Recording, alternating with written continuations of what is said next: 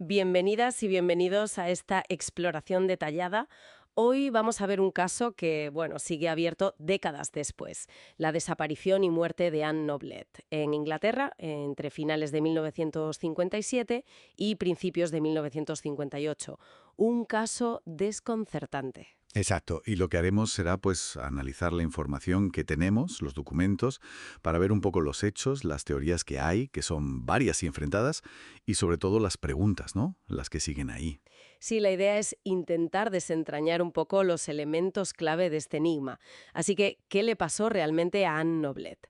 A ver, empecemos por el principio. Venga. El 30 de diciembre de 1957, Anne Noblet, 17 años, estudiante, vuelve a casa después de una clase de baile. Esto es en Marshall's Heath. Sí, y se le pierde la pista más o menos sobre las 6:30 de la tarde. Parece que se baja de un autobús y, bueno, camina por un sendero rural oscuro a unos 500 metros de su casa. Una conocida del padre dice que la saluda poco después de las 6:30. Pero nunca llega a casa. ¿Nunca llegó? ¿Desapareció?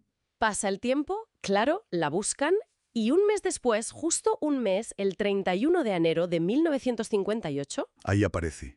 aparece su cuerpo en Rose Grove Wood, un bosque que está, bueno, bastante aislado a kilómetros de donde desapareció. Y aquí es donde todo se vuelve, pues, muy raro. Muy raro, sí. Lo primero, el cuerpo. Estaba increíblemente frío. Frío como, más de lo normal para la época y el lugar. Mucho más. Tanto que la primera hipótesis fue que lo habían conservado en un congelador. O una cámara frigorífica. Vaya. Luego se pensó que quizás, bueno, igual estuvo en un sitio muy expuesto al frío, al viento helado, un granero o algo así. Pero el frío, ese frío tan intenso fue el primer gran, digamos, misterio. Y no era solo la temperatura, ¿verdad? Había más cosas extrañas sobre el cuerpo mismo. Así es. La ropa, por ejemplo. Estaba como recolocada, pero mal.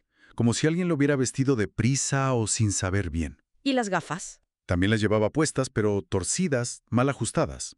Y luego, lo más llamativo quizá, monedas. Ah, sí, monedas. Sí, monedas de plata y de cobre esparcidas sobre el cuerpo y alrededor.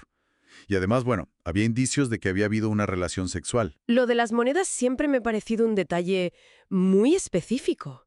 ¿Qué se pensó sobre eso? ¿Una especie de ritual? Pues la teoría principal es más bien práctica y bastante macabra. Se cree que pudo ser una puesta en escena. ¿Para qué? Para despistar. En esa época, en Inglaterra, si un asesinato ocurría durante un robo, la pena era la muerte, la horca. Entonces, dejar el dinero ahí, a la vista, las monedas, podría ser una forma de decir, ¿veis? No fue un robo. Y así, quizá, el asesino intentaba evitar la pena capital. Qué retorcido. O sea, un intento calculado de manipular la investigación desde el principio. Exacto. Y a eso se suma el sitio donde dejaron el cuerpo. Rose Grove Wood. Un lugar de difícil acceso, has dicho. Muy difícil. Un bosque denso y el cuerpo estaba a casi medio kilómetro del camino más cercano. Mover un cuerpo de, pues, más de 70 kilos, que pesaba Anne, por ese terreno, Uf, eso requiere esfuerzo. O más de una persona. o eso, o que quien lo hizo conocía el terreno como la palma de su mano, sabía cómo moverse por allí sin ser visto y tenía la fuerza necesaria. La logística para llevar el cuerpo hasta ese punto exacto es otro lío. Y mientras tanto, la policía. Habían organizado una búsqueda enorme nada más desaparecer ella, ¿no? Cientos de agentes, voluntarios. Sí, peinaron la zona. Pero fíjate qué curioso, justo ese bosquecillo, Rose Grove Wood, no lo registraron en las primeras semanas. Vaya. ¿Y eso qué sugiere? Pues refuerza la teoría de que el cuerpo no estuvo allí desde el día 1, que lo escondieron en otro sitio primero. Quizás en uno de esos congeladores o cámaras que decías. Se investigaron, sí, congeladores, cámaras, incluso antiguas neveras subterráneas, las ice houses, que eran comunes en las fincas de la zona. Se pensó que pudieron ocultarla ahí y luego, cuando la búsqueda se relajó un poco, la trasladaron al bosque. Lo cual apuntaría a alguien de la zona, ¿no? Alguien que conociera esos sitios. Exacto.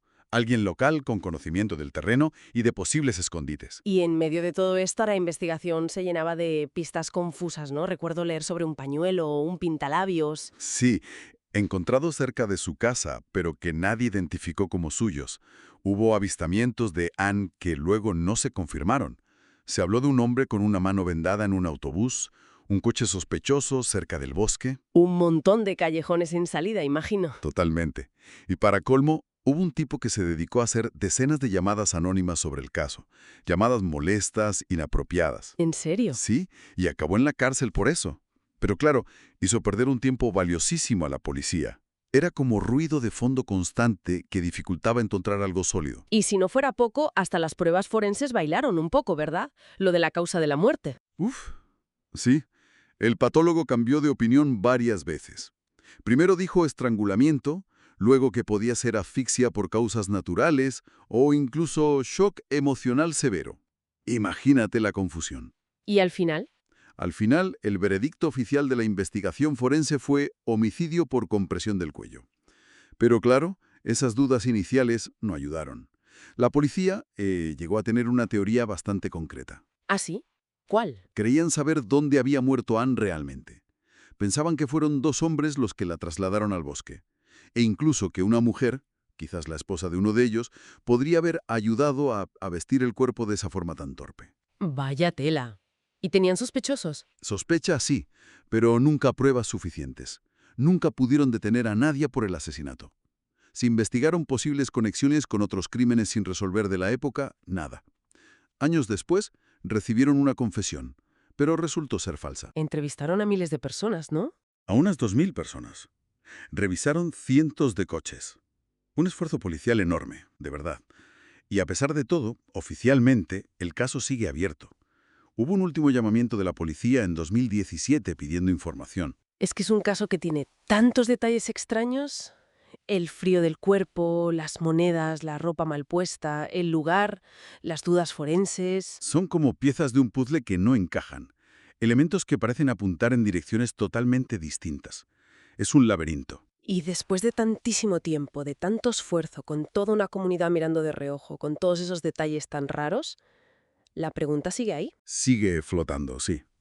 ¿Cómo es posible que no se sepa la verdad? ¿Cómo puede ser que lo que le pasó a Anne Noblet siga siendo un secreto? Quizá la respuesta estuvo siempre ahí, muy cerca, pero se perdió. Perdida entre las contradicciones, las pistas falsas puestas a propósito, o quizá por el silencio de alguien que sabía algo y cayó. Un enigma que desde luego perdura.